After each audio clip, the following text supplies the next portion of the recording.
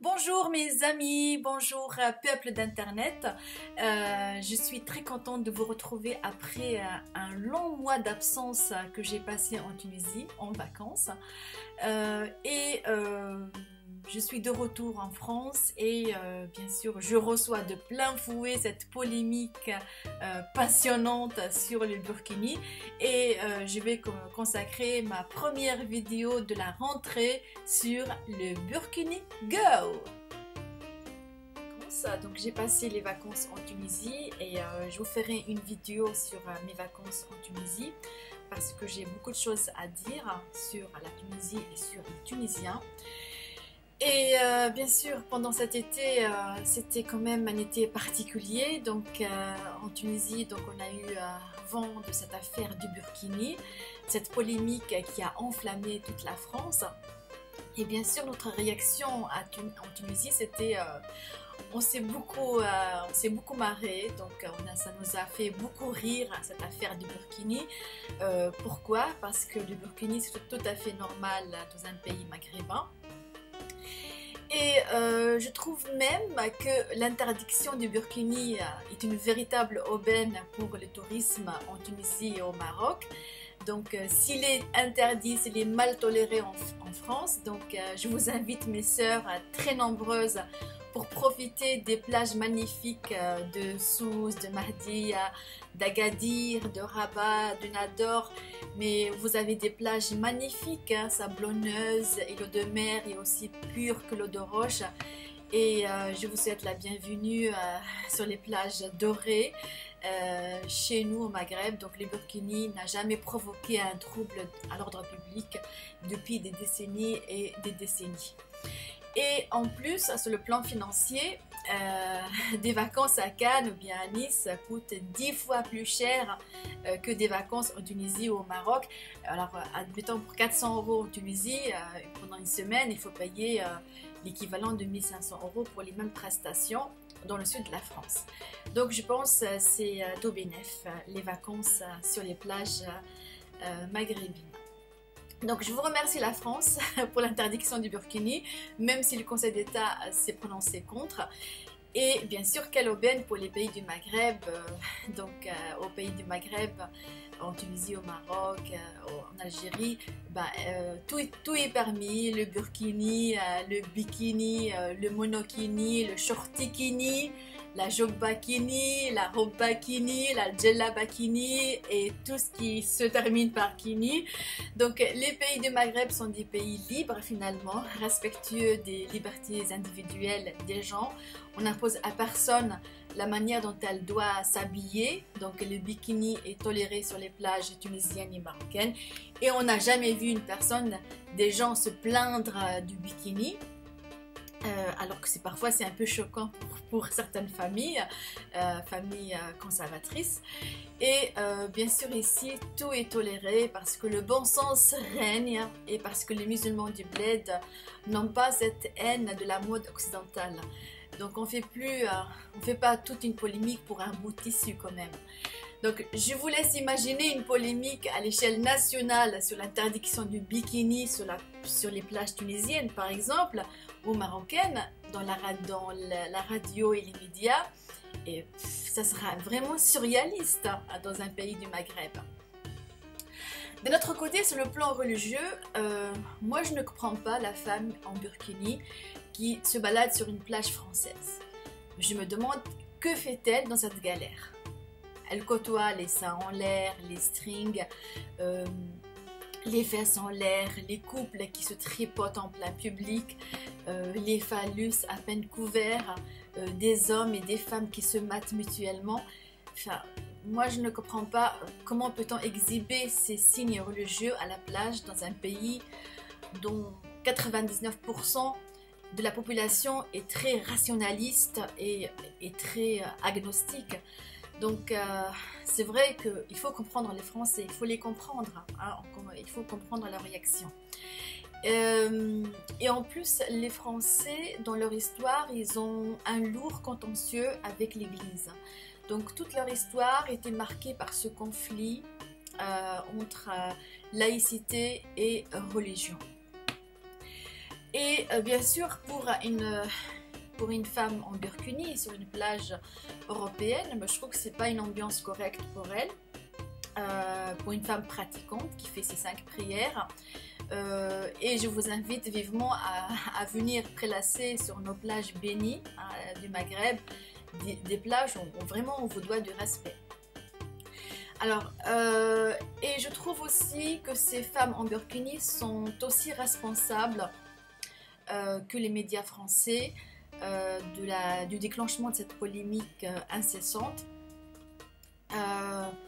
Parce que on ne peut pas se baigner en burkini à Nice même, quelques semaines après un attentat dit islamiste entre guillemets, parce que c'est trop tôt, hein, c'est trop tôt pour le faire. Et quand vous savez que tout le pays est bouleversé par des attentats et que le peuple français est encore traumatisé par ces drames, alors je me demande pourquoi ces femmes sont-elles allées à la plage avec un burkini. Moi je trouve qu'elles n'auraient pas dû oser cette provocation. En tout cas, c'est inhabituel pour les Français.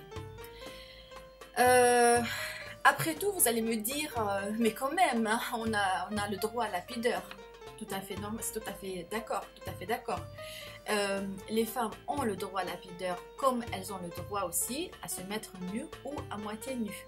Alors, pourquoi le pays des droits de l'homme ne donne pas aux femmes musulmanes le droit à la pudeur?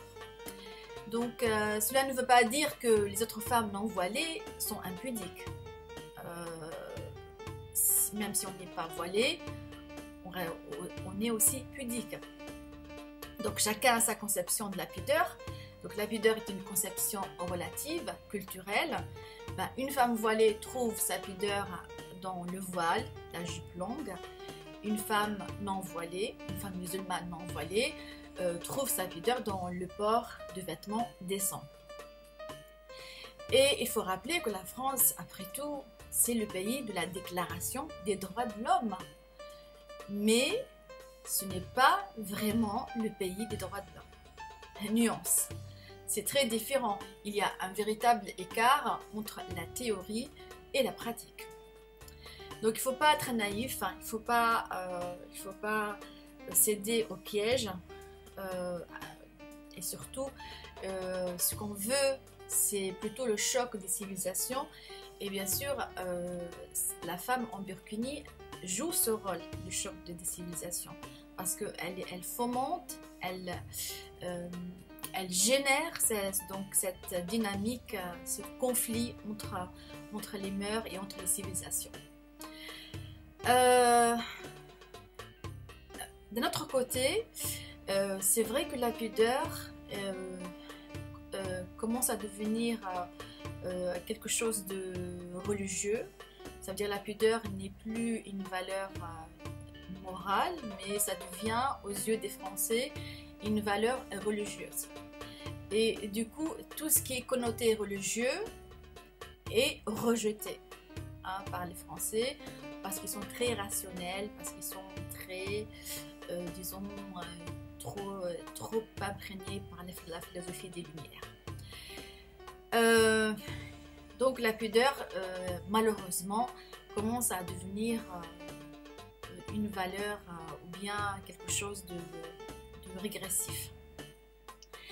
Alors ensuite, d'un autre côté, cette affaire, elle est très comique, donc l'affaire des burkinis, parce que c'est vraiment très révélatrice du comique français. Donc la comédie islamophobe va jusqu'au bout du non-sens. Il y a même un Pokémon de droite qui propose de mettre dans la constitution française l'interdiction du burkini. Je trouve que c'est encore une bonne nouvelle pour le tourisme des pays du Maghreb. Donc avec tous ces problèmes énormes de chômage, d'éducation, d'insécurité en France, apparemment on ne trouve rien à mettre dans la constitution à part l'interdiction du burkini. Quand même, c'est le comble du comique. Et je vous laisse imaginer une telle décision dans un pays maghrébin, par exemple au Parlement tunisien, pour interdire le bikini. Donc ça sera vraiment une catastrophe pour le tourisme. Mais enfin, chers Français, est-ce que vous pensez réellement aux conséquences économiques? Sur le net, il y a plein de personnes, des Français entre guillemets, mais dont le nom n'est pas vraiment français, souvent étrangers. Je sais pas, pays de l'Est ou bien... Donc ce sont des gens qui crachent leur haine sur les musulmans et les pays musulmans. Et ils oublient que la France est entourée géographiquement par les pays musulmans. Finalement, les musulmans sont à l'intérieur et sont à l'extérieur.